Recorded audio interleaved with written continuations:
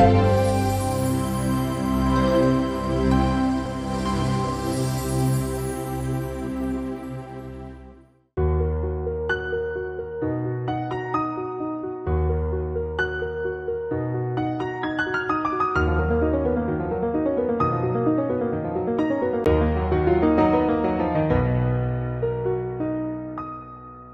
us begin this time of understanding the Word in the name of the Father, and of the Son, and of the Holy Spirit. Amen. Almighty Lord our God, we surrender ourselves to you, asking you to bless and anoint all of us. Give us the grace and the wisdom to understand your Word and to live by it. Help us to be faithful to you always through our words and deeds. We make this prayer through Christ our Lord. Amen. In the name of the Father, and of the Son, and of the Holy Spirit. Amen. So welcome to the third session on the Gospel of Mark. A short recap. In the first class, we did the background of the Gospel of Mark. We spoke about who the author is, that is John Mark. We spoke about the purpose. We spoke about the audience. We also spoke about a few characteristics of the Gospel of Mark. Irony, the use of series of three, the use of the term immediate. These are all characteristics of his gospel. We also said he uses framing. Then in the next session, we spoke about the messianic secret, the command to remain silent, which is constantly spoken of within the Gospel of Mark. We then proceeded to study the first section of the Gospel, chapters 1 to 8. Chapter 1 beginning with the preaching of John the Baptist and Jesus coming to John to be baptized. Jesus representing the whole of humanity. Further down, Jesus is in Galilee and he is doing his ministry. And he's very popular. People come to meet him. People come to know about him and they are happy about him. They are amazed with his teaching. But he also has got issues because the authorities are objecting to his teaching. The authorities are saying that he is from Beelzebul and they're comparing him to Satan and the devil and so on and so forth. The pinnacle of the discussion is in chapter number 8 where Peter says, "You are the Christ." But we know for the fact that Peter did not understand the real meaning of the Messiah and the type of Messiah that Jesus was. He thought that Jesus is the triumphant Messiah who's going to save them from the Romans. And Jesus kept on explaining his disciples and others the type of Messiah that he is. So Jesus is the misunderstood Messiah according to the Gospel of Mark. We proceed further today to understand the second section of the Gospel. The second section of the Gospel is divided into three parts. The first subsection is Jesus' journey from Caesarea Philippi to Jerusalem. Now Jesus is moving towards Jerusalem and he is aware of what is going to happen in Jerusalem. Because in chapters 8, 9 and 10, Jesus predicts his death 3 times. And there is objection to it, and the apostles are being instructed by Jesus. Proceeding further within the story, so Jesus is moving towards Jerusalem. The second subsection is that Jesus does ministry within Jerusalem.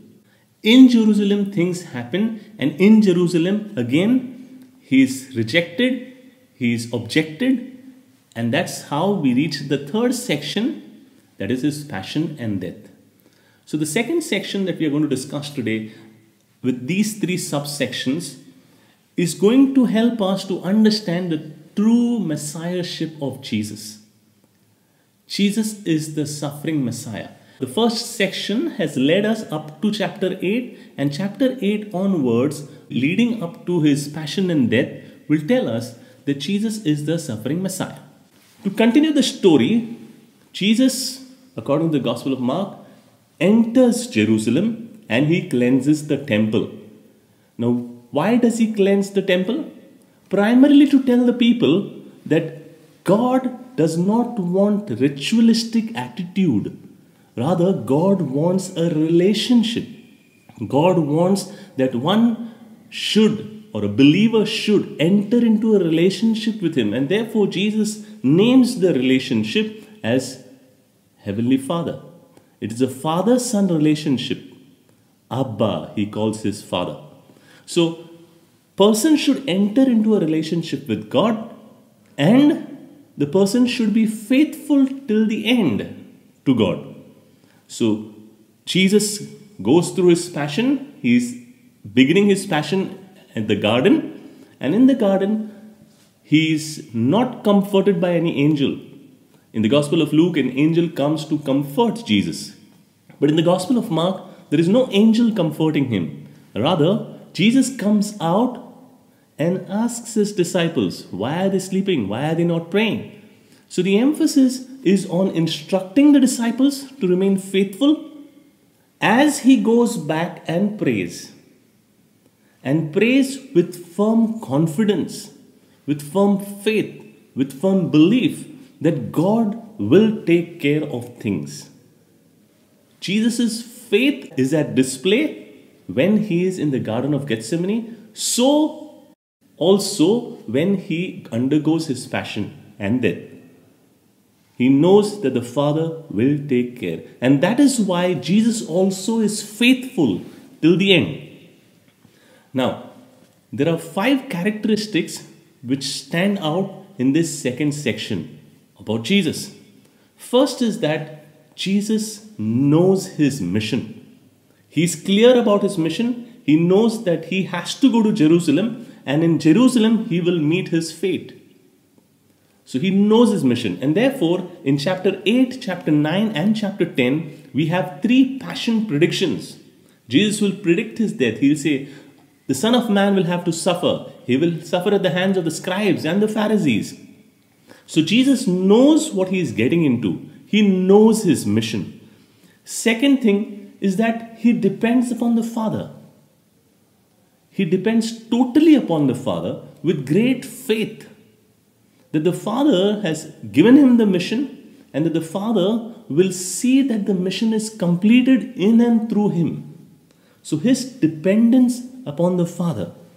So He builds a relationship with the Father. His dependence with the Father is His relationship with the Father.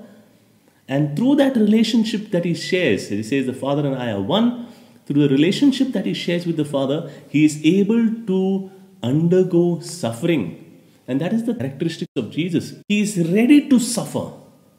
For no fault of His, He is ready to undergo death for the benefit of humanity. So Jesus undergoes suffering because of His relationship with the Father, because He knows the Father's mind, and Jesus is faithful till the end. He doesn't give up. The same characteristics are then applied to the community of Mark. So these characteristics which Jesus presents through His life are then applied by Mark to his community. So Mark tells his community, see, Jesus is faithful till the end. Jesus has a relationship with the Father. Jesus knows the Father. Jesus suffered. So shall you do the same. If you are His disciple, take up your cross and follow Him. And these words come after the first prediction of His passion. After His prediction of the passion, Jesus says, take up your cross and follow me. So the community there of Mark needs to follow Jesus in these characteristics. Not only the community, but we as readers need to follow Jesus through these characteristics. These are the signs of authentic discipleship. Let us come to the text and find out what are these signs. The first sign of an authentic disciple is that the disciple is called. Jesus goes in chapter number 1, in chapter number 2 and chapter number 3, He goes out and He calls His disciples. The disciple does not choose his master. Rather, the master chooses his disciple. God calls you, me. God called the community of Mark. God called Mark. God chose his people. So God is the one who selects. The disciple accepts the selection.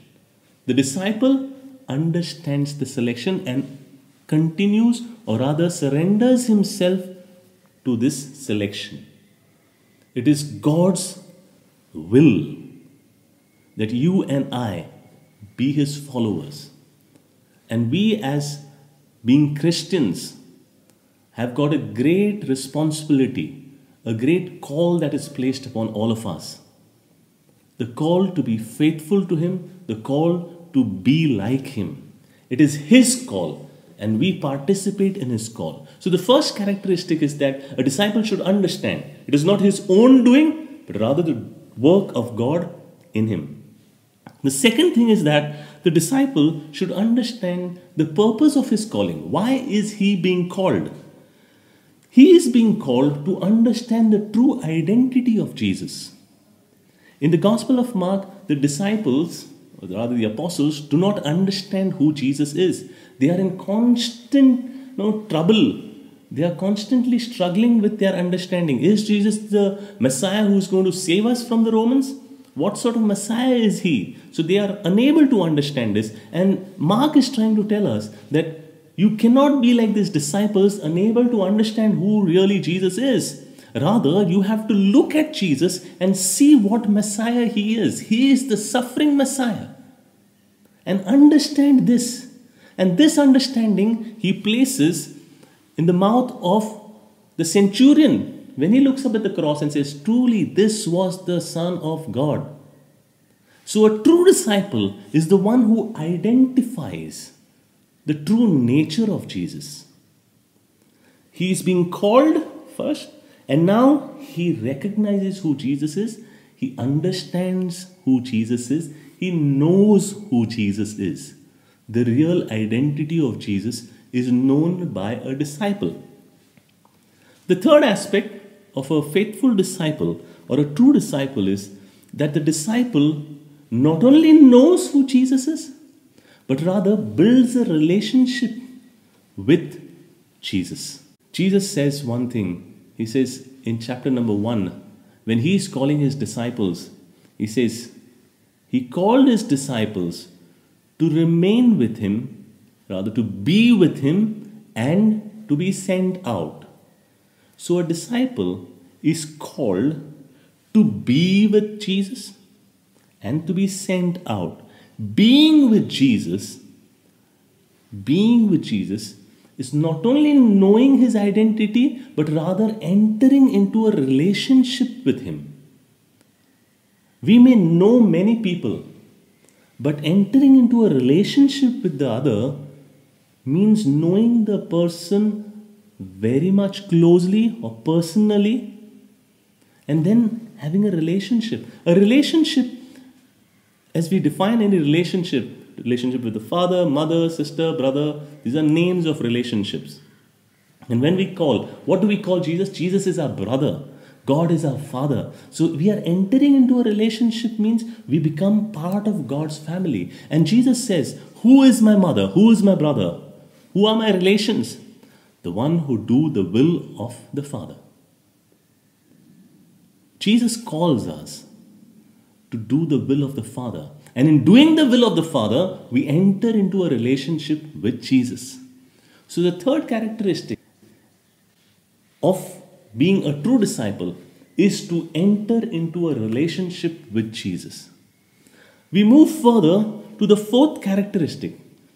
And the fourth one is important because Jesus tells his disciples 3 times that he is going to suffer. And after every instruction, he tells his disciples how they need to follow him. First time he says, the Son of Man is going to suffer. Then he says, take up your cross and follow me. Second time he says, the Son of Man has to suffer. He says, you have to be like a servant. So whenever Jesus is predicting his own passion, he's saying, you have to be like this. you have to do the same. You have to accept suffering. The fourth characteristic speaks of the disciples' suffering.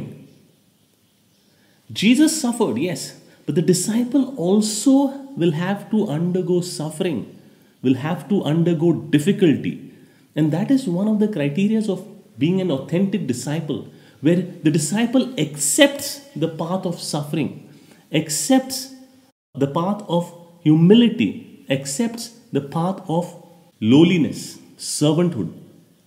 And that is the demand that is put on a disciple. To follow Christ in totality, to follow Christ in his suffering. Take up your cross and follow me. Be like the servant. Those who are first will be last, and the last will be first. So the sign of an authentic disciple is that he participates into the suffering of Jesus. Now this is difficult because we all pray to Jesus that the suffering may be taken away. But Jesus calls us to say that we need to participate in his suffering. We see a lot of suffering all around us, a lot of death all around us, and we ask the question, is God doing something? This takes us to the last characteristic of a true disciple, is to remain faithful. References of end times are found in chapter number 13 of the Gospel of Mark. He speaks of the end of Jerusalem and he speaks of the end of the world. And he says, Jerusalem is going to be destroyed, the world is going to come to an end.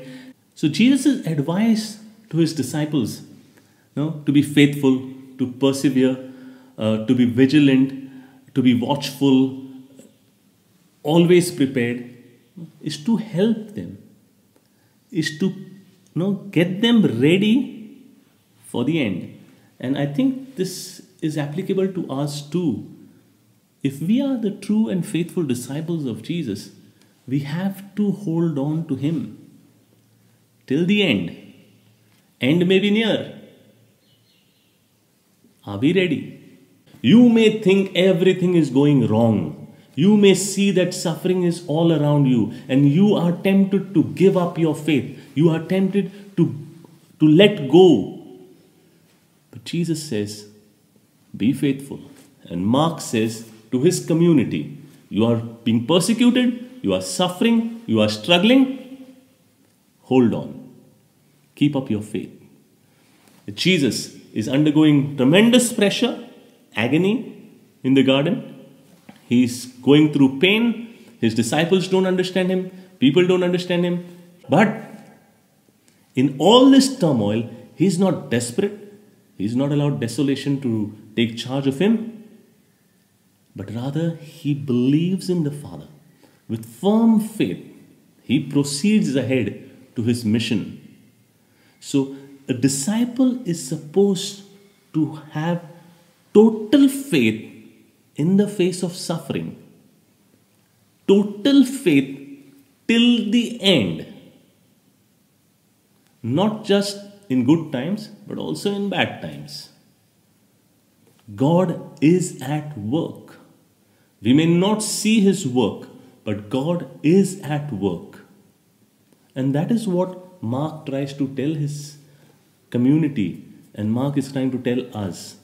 If we have to be Jesus' faithful disciples, the second section of the gospel is very important, telling us that you and I have been called by God. You and I have a responsibility to understand Jesus. You and I have a responsibility of entering into a relationship with Jesus. You and I have a responsibility of accepting suffering in our life and finally of being faithful to him till the end. Not giving up, but holding on to him and allowing him to lead us on. This is the message of the second section of the gospel. And with this message, we move ahead in life. We ask God to help us to be true disciples, to be faithful disciples, and especially in this time, we may hold on to Him and not let go. Let us pray. Lord our God, we surrender ourselves to You, asking You to make us authentic disciples. Help us to be faithful to You till the end. We make this prayer through Christ our Lord. Amen. In the name of the Father, and of the Son, and of the Holy Spirit. Amen. God bless you all.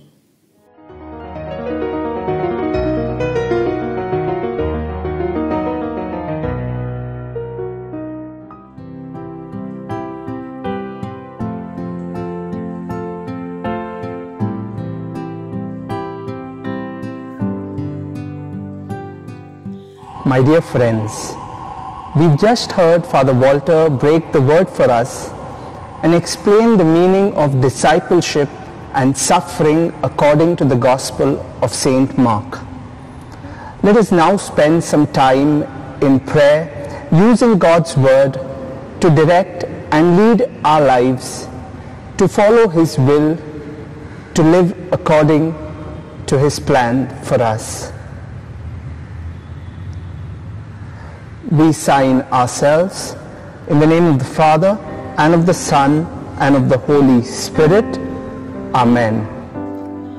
Lord, make me like You. Please make me like You. You are a servant. Make me one too. Oh Lord, won't You give me Your strength every day to build a community, to follow Your way. Whoever among you decides to be great must be the servant of all. For even the Son of Man came to serve and give His life for the world. Lord, make me like You. Please make me like You. You are a servant. Make me one too. Oh Lord, won't You give me Your strength every day to build a community, to follow Your way. Let us maintain a moment of silence as we come before the presence of the Lord. We come before God just as we are, and we ask Him to help us, to give us His strength and His grace, so that we may follow His word. Dear Jesus, through Your suffering You showed us Your love that ignites our hearts, Your love that captures our imaginations, that awakens all possibilities. Make us disciples on fire with Your love, that we may bring good news to the afflicted, liberty to the captives, sight to the blind, and freedom to the oppressed. Help us, O God, to enkindle a sense of hope that transformation is possible.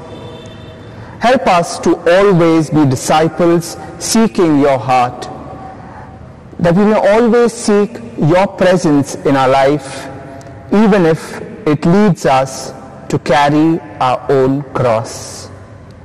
Amen.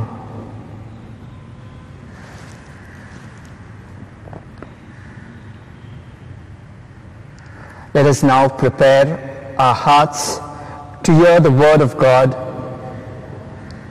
Let us pay attention to every word that we hear from the Gospel.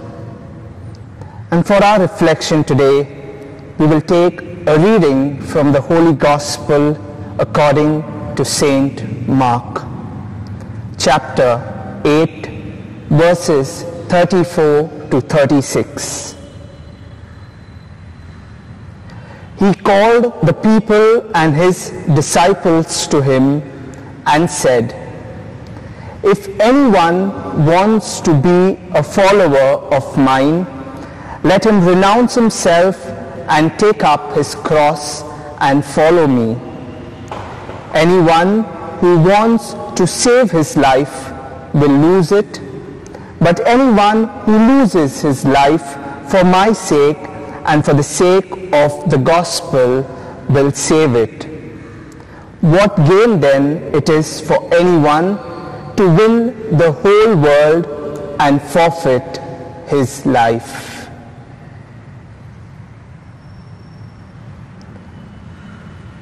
The Gospel of the Lord. Praise to you, Lord Jesus Christ.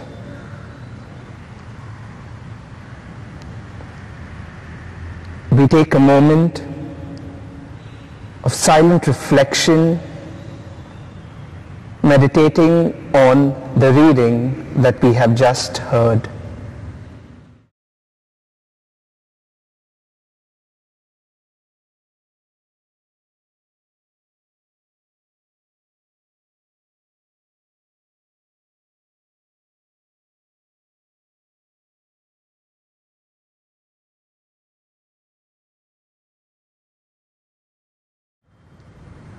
My dear friends, in the Gospel of Mark, in chapter 8, verses 33, just before the verses that we read, Jesus faces a temptation from Satan through the words of Saint Peter, who rebuked Jesus when Jesus spoke about his suffering and his passion.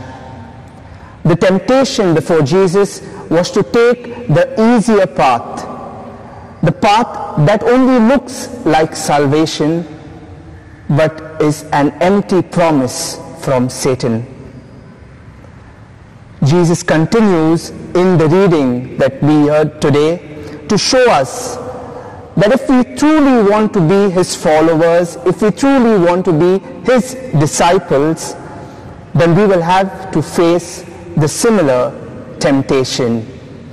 The temptation to take the easier path.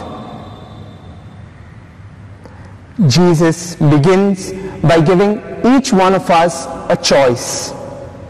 He says, if you want to be a follower of mine. Nobody is forced to be a follower of Jesus. Nobody is pressurized to be a follower of Jesus. But he gives us the option to choose. If you want to be a follower of mine. At this point of time, let us close our eyes and imagine Jesus in front of us asking this very question. Imagine Jesus in front of you, personally coming to you and asking you, do you want to be my follower? How would we reply to this question? Would we readily accept, or would we hesitate, thinking about our own plans, our own fears, the questions that we have in our mind? Do we at times say yes to Jesus, but with certain conditions? Let us pause now to reflect what really would our response be to this question. What would my personal response be to this question that Jesus is asking me in the present situation of my life?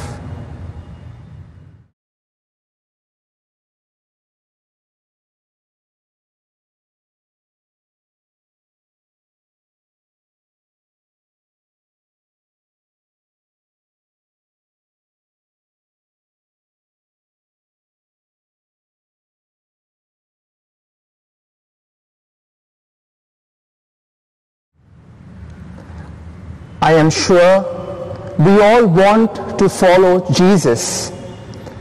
And if we have given our consent, if we have said yes to be his followers, then we do not have an option but to renounce ourselves. We have to deny ourselves, which means we need to forget about our own self-interest. It does not mean that we have to abandon all worldly comforts and live like monks, or to rigidly control every action that we do by various spiritual exercises and spiritual disciplines.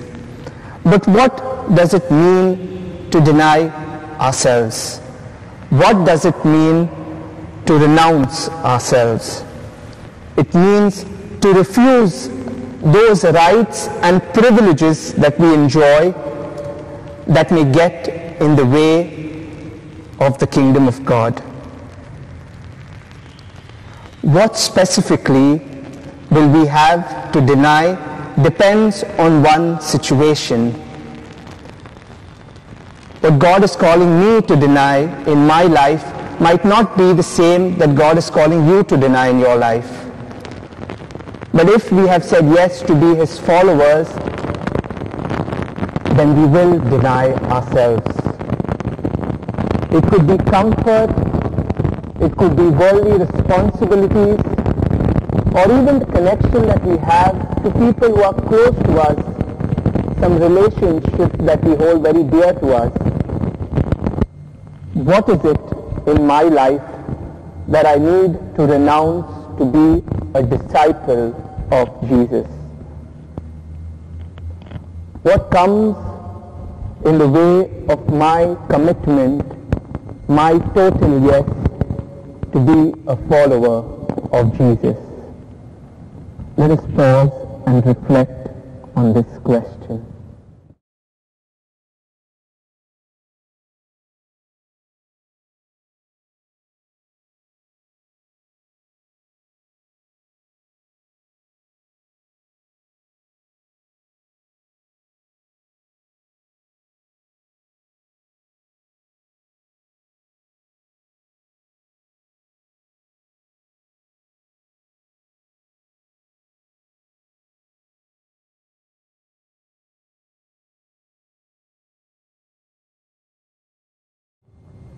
Once we have renounced ourselves, the next action that Jesus is calling us to do is to take up our cross and to follow him.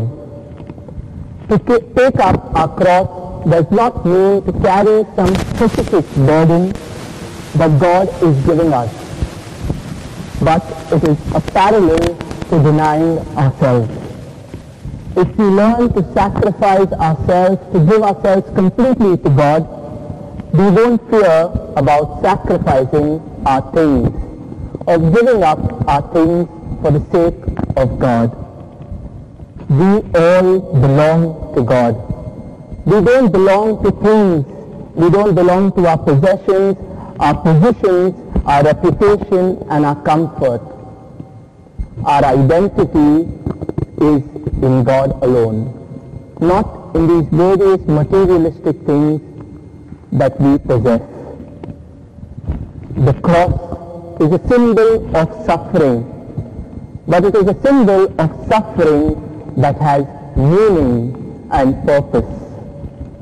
While we desire to follow Jesus, what cross am I called to carry? The cross of Jesus is not some painkiller that is given to us to reduce our own pain, but it is a reminder that suffering ends with a rolled stone next to an empty tomb.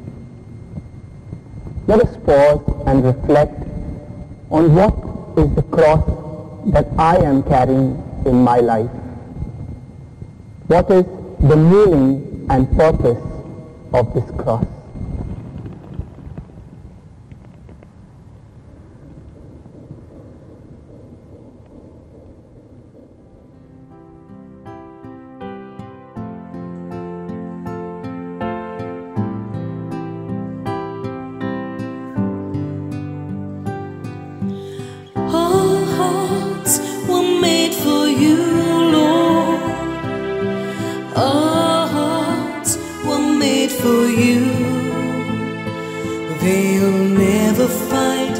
never find rest until they find their rest in you. When you call me, I will answer. When you seek me, you will find. I will lead you back from exile and reveal to you my mind. Our hearts were made for you, Lord. Our hearts were made for you. They'll never find rest until they find their rest in you.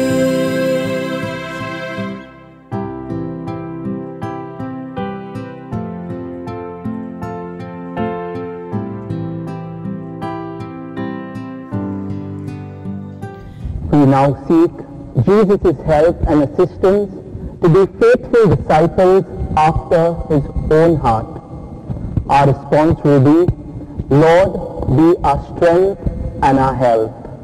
Please repeat, Lord, be our strength and our help. We pray that we may say yes to Jesus' invitation to follow him, and we may never tire in our zeal and stay committed to him always. We pray to the Lord, Lord, be our strength and our help. We pray in our choices and way of life that we may deny ourselves, seeking the greater glory of God. We pray to the Lord, Lord, be our strength and our help. We pray for each one of us to be able to identify our cross and carry it without grumbling. We pray to the Lord, Lord, be our strength and our help. We pray for those undergoing great suffering and pain, that they will experience the consoling presence of Jesus. We pray to the Lord, Lord, be our strength and our help. We now bring before God our personal intentions.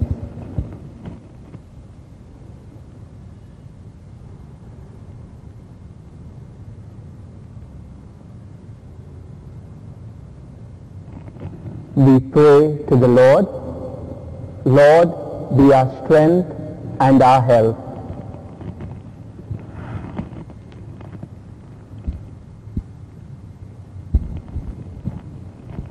Concluding prayer. Behold us, beloved Jesus, weighed down under the burden of our trial and suffering. We cast ourselves at your feet, that we may renew our strength and our courage while we rest in your presence. Permit us to lay down our cross in your sacred heart, for only your infinite goodness can sustain us. Only your love can help us carry our cross. Only your powerful hand can lighten its weight. O divine King, whose heart is so compassionate to the afflicted, we wish to live as your disciples, to suffer and die in you. During our lifetime, be to us our model and support. At the hour of our death, be our hope and our refuge. We make this prayer through Christ our Lord. Amen.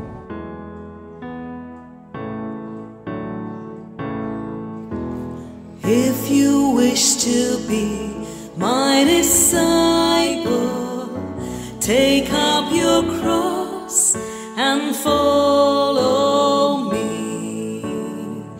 The fox is the birds their nest, but I have not a place to take my rest.